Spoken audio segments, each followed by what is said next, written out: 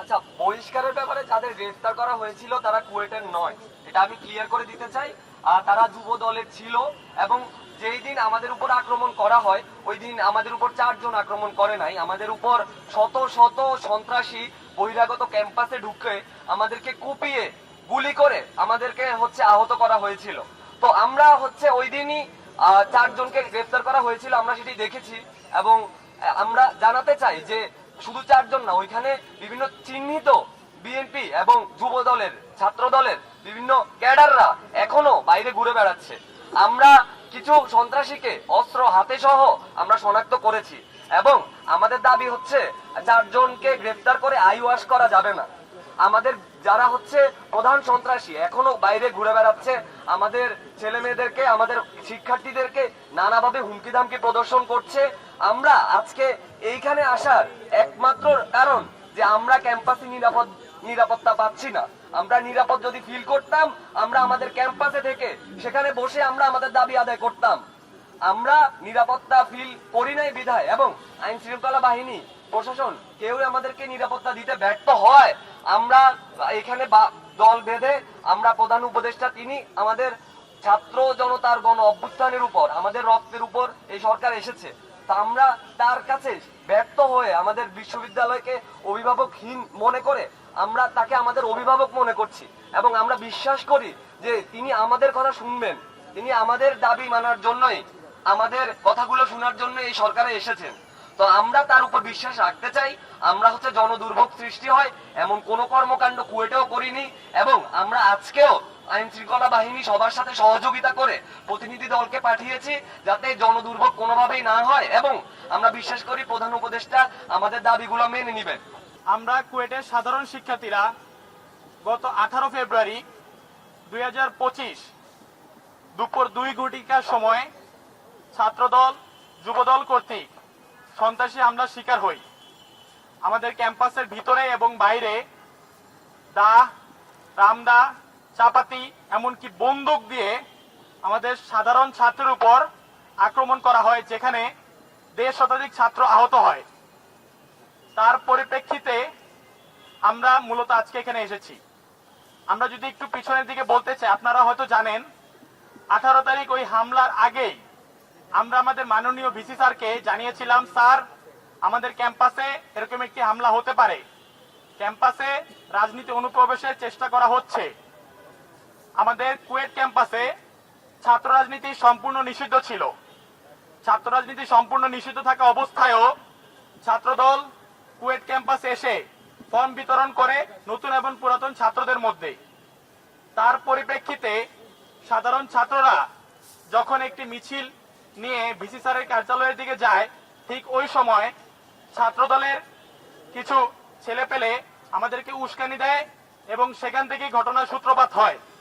ওই ঘটনার সূত্রপাত অনুযায়ী আমরা সাধারণ ছাত্রের সেফটির জন্য ভিসি স্যারের কাছে যাই 1:40 মিনিটে। ভিসি স্যারকে জানাই, স্যার আপনারা আমাদের সাধারণ ছাত্রের সেফটি দেন। স্যাররা আমাদের সেফটি দেবে বললেও স্যাররা সেফটি নিশ্চিত করতে পারেনি। আপনারা জেনে থাকবেন কুয়েট ক্যাম্পাস থেকে আর্মি ক্যাম্প মাত্র 10 মিনিটের দূরত্ব। সেই আর্মি আসতে 4 ঘন্টা লাগিয়েছিল। রক্তাক্ত হয়েছে আমাদের অনেক ভাই। আপনারা জানবেন অনেকে ঢাকায় ভর্তি আছে, মাথায় 26টা সিঁড়ি লাগছে এমন অবস্থা আছে। হাতের হাড় 3 ভাগ হয়ে গেছে। ডাক্তার বলেছে হয় হাত কেটে ফেলতে হবে নতুবা উপরআল্লাহর উপর অবস্থান করতে হবে, আর কোনো কিছু করার নেই। ওই অবস্থায় 18 তারিখ সন্ধ্যার সময় যখন আমরা ভিসি স্যারের কাছে গিয়ে বলি, স্যার আপনি স্বীকার করেন আজকের এই ঘটনা আপনি ভালোভাবে হ্যান্ডেল করতে পারতেন, আমাদের নিরাপত্তা নিশ্চয় করতে পারতেন, আপনি পারেননি, এর দায়ভার আপনার, এর জন্য ব্যর্থ আপনি। স্যার বলেছেন উনি ব্যর্থ হননি। কুয়েটের সর্বোচ্চ ক্ষমতাধর একজন মানুষ কুয়েটের সাধারণ ছাত্রের নিরাপত্তা দিতে পারেনি। কুয়েট ক্যাম্পাসের ভিতরে ঢুকে বহিরাগত ছাত্রদল যুবদল সন্ত্রাসীরা আমাদের কুপিয়েছে, যার ভিডিও আমরা আপনাদের দিয়ে দিব, অলরেডি আপনারা মিডিয়াতে দেখতে পেরেছেন। এর পরিপ্রেক্ষিতে আমরা যখন বলেছি স্যার আপনি যদি ব্যর্থ না হয়ে থাকেন তাহলে এর দায়ভার কে নেবে, স্যার বলে আমি ব্যর্থ হয়নি, আমি পেরেছি, আমার 2 ঘন্টা সময় লেগেছে। 10 মিনিটের দূরত্ব থেকে আর্মি আসতে কিভাবে 2 ঘন্টা সময় লাগে স্যারের মতে, যেখানে আমাদের মতে সময় লাগছে 4 ঘন্টা। 1:40 বলার পর হামলা হয়েছে 2:30টায়, ক্যাম্পাসে পুলিশ আর্মি ঢুকছে 5:30টায়। আপনারা এই ভিডিও দেখে থাকবেন যে আর্মি বলছে ওনাকে ঢুকার পারমিশন দেওয়া হয় নাই, তাহলে এর দায়ভার কে নিবে? এমত অবস্থায় সাধারণ ছাত্ররা 6 দফা দাবি নিয়ে প্রশাসনের কাছে উপস্থিত হয়। সেই 6 দফার প্রথম 5টি দফা ছিল এরকম যে কুয়েটে ছাত্র রাজনীতি নিষিদ্ধ করতে হবে সম্পূর্ণ, কেউ ছাত্র রাজনীতির সাথে সংযুক্ত থাকলে তাকে বহিষ্কার এবং ছাত্রত্ব বাতিল করতে হবে, সাধারণ ছাত্রদের নিরাপত্তা নিশ্চিত করতে হবে, যারা আহত হয়েছে তাদের আর্থিক সহায়তা দিতে হবে এবং কুয়েটের প্রশাসনকে স্বীকার করতে হবে যে ছাত্রদল কর্তৃক সাধারণ শিক্ষার্থী আহত হয়েছে এবং যারা এই সন্ত্রাসী হামলার সাথে সংযুক্ত ছিল তাদের বিরুদ্ধে ব্যবস্থা নিতে হবে এবং মামলা করতে হবে।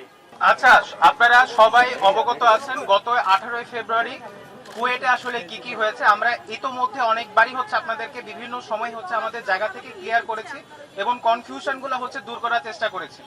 আমরা 5 দিন কুয়েটে সশরীরে অবস্থান করে আন্দোলন করেছি এবং আমরা বারবার বলেছি যে আমরা আসলে কুয়েটে যেহেতু আমাদের অভিভাবক নেই এবং আমরা কেন হচ্ছে নিরাপত্তাহীনতায় আছি এবং আমরা 5 দিন চলে গেল, আমরা ইতোমধ্যে আপনাদেরকে অবগত করেছি কেন হচ্ছে উপদেষ্টা মণ্ডলী থেকে কেউ হচ্ছে কেন আমাদের সাথে কোনো ধরনের যোগাযোগ করেনি এবং পরে আমরা বাধ্য হয়ে আমরা আজকে ঢাকা অভিমুখে এসেছি, কারণ আমরা মনে করি ক্যাম্পাসে আমরা নিরাপদ না এবং এই জন্য আজকে হচ্ছে আমরা আজকে ঢাকামুখী মানে অভিমুখী হয়েছে।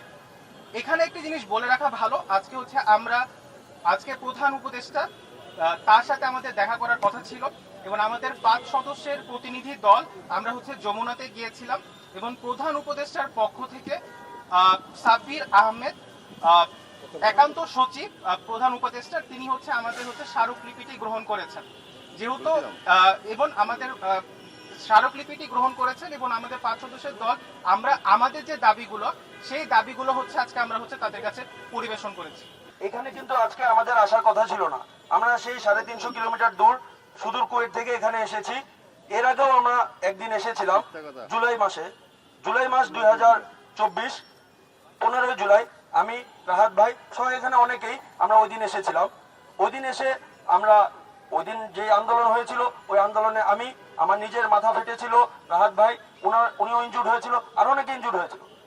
5ই আগস্টের পর আমরা কখনো ভাবিনি আমাদের এদিকে আসা লাগবে। তারপরও যেহেতু আমাদের ক্যাম্পাস নিরাপদ না, আমাদের ক্যাম্পাস রক্ষার্থে আজকে আবারও আমাদের এদিকে আসতে হয়েছে।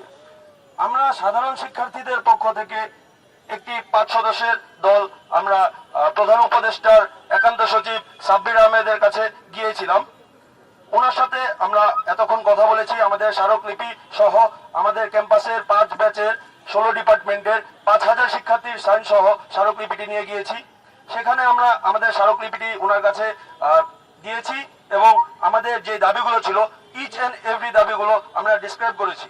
উনি সব শুনেছেন, উনি সব জানতে চেয়েছিলেন, আমরা সবকিছু বলেছি এবং উনি ওনাদের পক্ষ থেকে রাষ্ট্রের পক্ষ থেকে প্রধান উপদেষ্টার প্রতিনিধি হয়ে উনি আমাদেরকে আশ্বস্ত করেছেন যে আমাদের দাবিগুলো অতি শীঘ্রই এগুলো বিবেচনায় আনা হবে এবং যথাযথ ব্যবস্থা নেওয়া হবে এবং আমাদেরকে বেশ পজিটিভ রেসপন্স দিয়েছেন, যার কারণে আমরা অনেক আশাবাদী রাষ্ট্রের কাছে।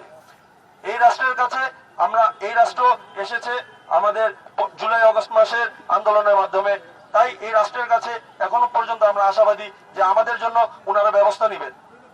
যেহেতু ওনারা আশ্বস্ত করেছেন যে আমাদের দাবিগুলো নিয়ে কাজ করা হবে এবং অতি শীঘ্রই রেসপন্স করা হবে, তাই রাষ্ট্রকে আমরা একটু সময় দিতে চাই এবং আমরা আপাতত কয়েকদিন আমাদের কোনো কার্যক্রম থাকবে না। আমরা অপেক্ষা করব রাষ্ট্রের কাছ থেকে রেসপন্সের। যদি সময় মতো যদি দেখা যায় দীর্ঘ সময় হয়ে গেছে আমরা আমাদের পর্যাপ্ত রেসপন্স পাচ্ছি না, তাহলে পরবর্তীতে ফার্দার কর্মসূচি ঘোষণা করা হবে। এছাড়া আজকে আমরা শুনতে পেরেছি আমাদের কুয়েটের সাথে একাত্মতা প্রকাশ করে বুয়েটের শিক্ষার্থীরা বিকাল 4:30টায় এখানে আসবেন আমাদের সাথে একাত্মতা প্রকাশ করতে। আমরা বুয়েটের শিক্ষার্থীদেরকে কুয়েটের সকল সাধারণ শিক্ষার্থীদের পক্ষ থেকে ধন্যবাদ জানাতে চাই। এখানে আমরা সবাই সাধারণ শিক্ষার্থী কুয়েট, সবাই আমরা কেউ ডিফারেন্ট নই, আমাদের দাবি এক, আমরা সবাই এক, আমরা সবাই সাধারণ শিক্ষার্থী কুয়েট। আমাদের দাবিগুলো আদায় না হওয়া পর্যন্ত সাধারণ শিক্ষার্থীদের সর্বসম্মতিক্রমে আমরা আর ক্যাম্পাসে ব্যাক করছি না। যতদিন পর্যন্ত আমাদের মনে না হয় এই ক্যাম্পাস আমাদের জন্য নিরাপদ না, ততদিন পর্যন্ত আমরা আর ক্যাম্পাসে ফিরে যাচ্ছি না। একটা প্রশ্ন আছে, আমরা জানি যে যুব দলের 4 জনকে একেবারে সরাসরি বহিষ্কার করে তাদের আদালতে প্রেরণ করা হয়েছে। সে বিষয়ে আপনারা কি বলবেন? এই আন্দোলনে যারা ছিল তাদের 4 জনকে একেবারে আদালতে প্রেরণ করা হয়েছে, বহিষ্কার করা হয়েছে। আচ্ছা, বহিষ্কারের ব্যাপারে যাদের গ্রেফতার করা হয়েছিল তারা কুয়েটের নয়, এটা আমি ক্লিয়ার করে দিতে চাই। তারা যুব দলের ছিল এবং যেই দিন আমাদের উপর আক্রমণ করা হয় ওই দিন আমাদের উপর 4 জন আক্রমণ করে নাই, আমাদের উপর শত শত সন্ত্রাসী বহিরাগত ক্যাম্পাসে ঢুকে আমাদেরকে কুপিয়ে গুলি করে আমাদেরকে আহত করা হয়েছিল।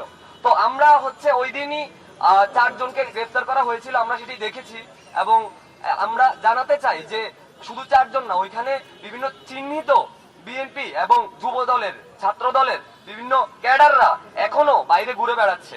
আমরা কিছু সন্ত্রাসীকে অস্ত্র হাতে সহ আমরা শনাক্ত করেছি এবং আমাদের দাবি 4 জনকে গ্রেফতার করে আইওয়াশ করা যাবে না। আমাদের যারা প্রধান সন্ত্রাসী এখনো বাইরে ঘুরে বেড়াচ্ছে, আমাদের ছেলে মেয়েদেরকে, আমাদের শিক্ষার্থীদেরকে নানাভাবে হুমকি ধামকি প্রদর্শন করছে। আমরা আজকে এইখানে আসার একমাত্র কারণ যে আমরা ক্যাম্পাসে নিরাপত্তা পাচ্ছি না। আমরা নিরাপদ যদি ফিল করতাম আমরা আমাদের ক্যাম্পাসে থেকে সেখানে বসে আমরা আমাদের দাবি আদায় করতাম। আমরা নিরাপত্তা ফিল করি নাই বিধায় এবং আইন শৃঙ্খলা বাহিনী, প্রশাসন কেউ আমাদেরকে নিরাপত্তা দিতে ব্যর্থ হয়, আমরা এখানে দল বেঁধে আমরা প্রধান উপদেষ্টা তিনি আমাদের ছাত্র জনতার গণ অভ্যুত্থানের উপর, আমাদের রক্তের উপর এই সরকার এসেছে। তা আমরা তার কাছে ব্যর্থ হয়ে আমাদের বিশ্ববিদ্যালয়কে অভিভাবকহীন মনে করে আমরা তাকে আমাদের অভিভাবক মনে করছি এবং আমরা বিশ্বাস করি যে তিনি আমাদের কথা শুনবেন, তিনি আমাদের দাবি মানার জন্যই, আমাদের কথাগুলো শোনার জন্য এই সরকারে এসেছেন। তো আমরা তার উপর বিশ্বাস রাখতে চাই। আমরা জনদুর্ভোগ সৃষ্টি হয় এমন কোন কর্মকাণ্ড কুয়েটেও করিনি এবং আমরা আজকেও আইন শৃঙ্খলা বাহিনী সবার সাথে সহযোগিতা করে প্রতিনিধি দলকে পাঠিয়েছি যাতে জনদুর্ভোগ কোনোভাবেই না হয় এবং আমরা বিশ্বাস করি প্রধান উপদেষ্টা আমাদের দাবিগুলো মেনে নেবেন। আচ্ছা, আমরা আমাদের অবস্থান আগে ক্লিয়ার করছি। সেটা যে যেদিন ছাত্রদল হামলা করেছিল আমাদের উপর, ওই দিনের যে মিছিল ছিল ওই মিছিলটি আমাদের সকল শিক্ষার্থীর পক্ষ থেকে ছিল এবং কুয়েটের শিক্ষার্থীদের মতামতের বাইরে গিয়ে আমাদের বৈষম্য বিরোধী ছাত্র আন্দোলনের একটি কমিটি দেওয়া হয়েছিল এবং ছাত্র রাজনীতি নিষিদ্ধ কুয়েট ক্যাম্পাসে ওই দিন রাতেই কুয়েট শিক্ষার্থীদের সম্মিলিত প্রতিবাদের মুখে কুয়েট বৈষম্য বিরোধী ছাত্র আন্দোলনের আহ্বায়ক ওই কমিটিটি বিলুপ্ত করেন এবং বৈষম্য বিরোধী ছাত্র আন্দোলনের যিনি মুখপাত্র উমামা ফাতিমা আপু, উনি পরবর্তীতে এটি ক্লিয়ার করেন যে কুয়েটে যেই দিন আহ্বায়ক কমিটি বিলুপ্ত করেছে ওই দিন থেকে ওই কমিটি বিলুপ্তরত অবস্থায় আছে এবং ছিল। তো আমরা ক্লিয়ার করতে চাই যে আমাদের উপর যে নৃশংস হামলা হয়েছে সেটিকে নানাভাবে নানাদিকে প্রবাহিত করার জন্য শিক্ষার্থীদের উপর যে অস্ত্রের মাধ্যমে অস্ত্রের যন্ত্রণানি দেখানো হয়েছে তা অন্যদিকে নেওয়ার জন্য আমাদেরকে নানাভাবে ট্যাগিং করা হয়েছে এবং আমরা বিশ্বাস করি আমাদের ক্যাম্পাসে যদি কোন ছাত্র রাজনীতি ফেরত আবারও আসে আমরা শিক্ষার্থীরা সম্মিলিতভাবে সেটি প্রতিরোধ করব এবং আমরা মিডিয়ার কাছে অনুরোধ জানাই যে আমাদের ট্যাগিং করবেন না। আপনারা ওই দিন আমাদের সাংবাদিকরা বিশ্ববিদ্যালয় ক্যাম্পাসে ঢুকতে পারেন নাই, বহিরাগতদের আক্রমণের জন্য তারা ঢুকতে পারেন নাই। বাইরে থেকে আমাদের সাংবাদিকরা যে সংবাদ সংগ্রহ করেছিলেন সেখানে আমাদের শিক্ষার্থীদের কথা এবং প্রকৃত অবস্থা যায়নি এবং আমরা সাংবাদিকদের পরবর্তীতে ধন্যবাদ জানাই যে এর পরবর্তীতে 4-5 দিন আমরা আন্দোলন করেছি, তারা আমাদের পক্ষে আমাদের কথাগুলো শুনেছেন, সত্যিকারের যে অবস্থা সেটি তারা জানিয়েছেন এবং বর্তমানে আপনারা দেখতে পাচ্ছেন যে কারা শিক্ষার্থী, কারা দল, কারা বিভিন্ন ধরনের ট্যাগিং এর শিকার হচ্ছে সেটি ওনারা ক্লিয়ার করে। আপনাদের সিন্ডিকেট সবার পরে তো ছাত্র রাজনীতি বাতিল সহ আপনারা যেটা দাবি করেছেন বাইরের 400 জনের অজ্ঞাতনামার যে একটা মামলা সহ অন্য দাবিগুলো মেনে নেওয়া হয়েছে এবং আপনাদের এই বিশ্ববিদ্যালয় বন্ধের পর থেকে সাধারণ শিক্ষার্থীদের অর্ধেকের বেশি যারা বিভিন্ন সময় কুয়েট ক্যাম্পাস থেকে বের হয়েছে তারা তাদের গন্তব্যে পৌঁছেছে। এই ধরনের কোনো হামলা ওই ঘটনার পর থেকে আমাদের গণমাধ্যমের চোখেও আসেনি। সেই ক্ষেত্রে যেমন আপনারাও আজকে সকালে গাড়ি নিয়ে ঢাকায় এসেছেন, তাহলে কিভাবে আপনারা বলছেন আপনারা নিরাপত্তাহীনতা? অনলাইনে হুমকি দেওয়া হচ্ছে আমাদের। ছোট ছোট কোনো হামলা হয়েছে মানে এই সংখ্যাটার কারণটা কি? কারণ আমরা তো সবাই গোল করে লক্ষ্য রাখছি।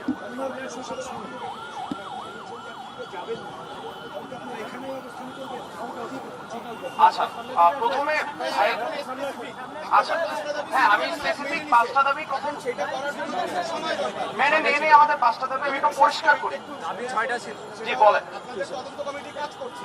আচ্ছা তদন্ত কমিটি কাজ করছে, আইন শৃঙ্খলা রক্ষাকারী বাহিনী যারা অপ্রীতিকর ঘটনা ঘটছে সেটা নিয়ে তারা খুঁজছে, তারা অ্যারেস্ট করছে। আপনাদের সলিউশনটা কি আসলে এই সমাধান নিরসনে? সেটা নিয়ে বলেন কি হতে পারে। প্রথম কথা একটা বিষয় পরিষ্কার করতে চাই, আমাদের দাবি 5টা ছিল না, আমাদের দাবি 6টা ছিল। আমরা 6টা দাবি নিয়েই বলেছিলাম এবং আমাদের যত আলটিমেটাম ছিল সব আলটিমেটাম আসলে 6টা দাবির প্রতিশ্রুতিতেই হয়েছে। এই বিষয়টা পরিষ্কার করা দরকার। প্রথমত আপনারা যারা প্রথম দাবি ছিল ছাত্র রাজনীতির যে ব্যাপারটি, আমরা ছাত্র রাজনীতিটি অর্ডিন্যান্সে নিষিদ্ধ করতে চাই, এই ব্যাপারটা আমরা পরিষ্কার করতে চাই। সুতরাং ছাত্র রাজনীতিগুলো প্রজ্ঞাপন জারি করে নিষিদ্ধ করা হবে, আর বাকি সব রাজনীতিগুলো এটা আগেও করা হয়েছিল, এরপর আমরা দেখেছি বিভিন্নভাবে অপপ্রচেষ্টা করা হয়েছে যেখানে ছাত্র রাজনীতি ঢুকানো।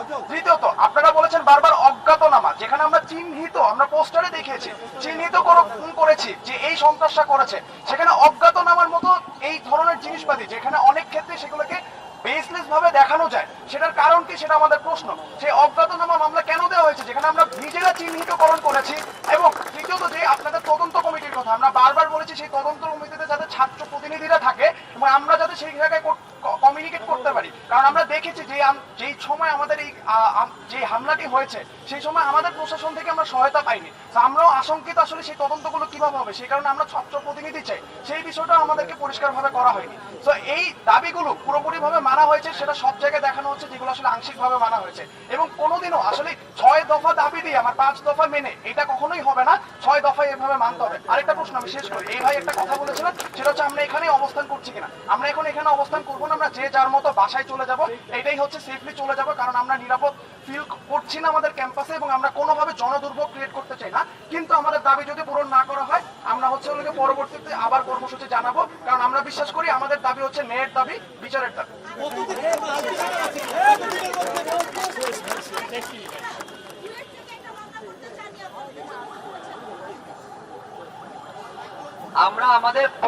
আমরা শিক্ষার্থীদের পক্ষ থেকে মামলা করতে চাই না, কারণ আমরা বিশ্বাস করি আমাদের অভিভাবক হচ্ছে আমাদের বিশ্ববিদ্যালয় প্রশাসন।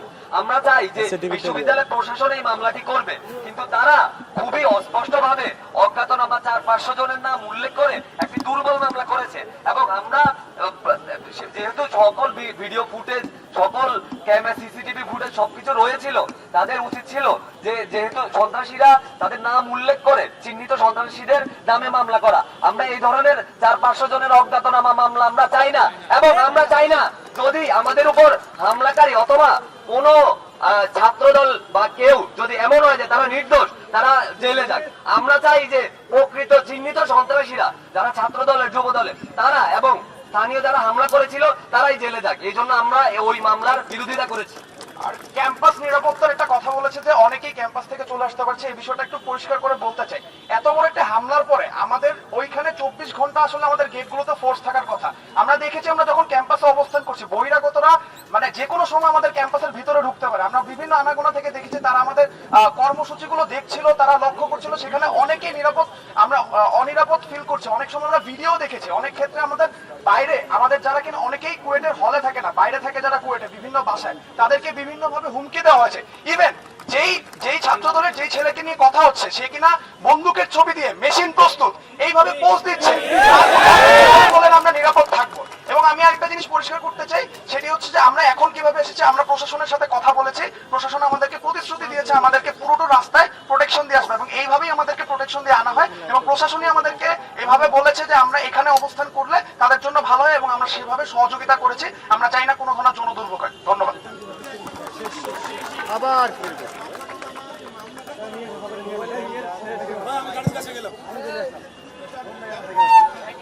আমরা এইটাই বলতে চাই যে অজ্ঞাতনামা মামলা ইচ্ছা করলে যে কারো বিরুদ্ধে তারা হচ্ছে ইউজ করতে পারবে। তো অজ্ঞাতনামা মামলা গণহারে মামলা আমরা এটা চাই না। আমরা চাই না সে যদি আমাদের বিরুদ্ধে কেউ হয় এবং ছাত্রদের বিরুদ্ধে কেউ হয়, সে যদি নির্দোষ থাকে সে জেলে যাক, এটা আমরা চাই না। আমরা চাই সুষ্ঠু তদন্ত হবে এবং আমরা যেসব সন্ত্রাসীদের চিহ্নিত করেছি যেসব সন্ত্রাসীদের ভিডিও ফুটেজ বর্তমানে বিভিন্ন জায়গায় রয়েছে, আমরা একটি ডকুমেন্টারি বানিয়েছি ওদের নিয়ে, সবাইকে নিয়ে। আমরা চাই যে এই বিভিন্ন সিসিটিভি ফুটেজ দেখে চিহ্নিত করে ওই সন্ত্রাসীদের গ্রেফতার করা হোক।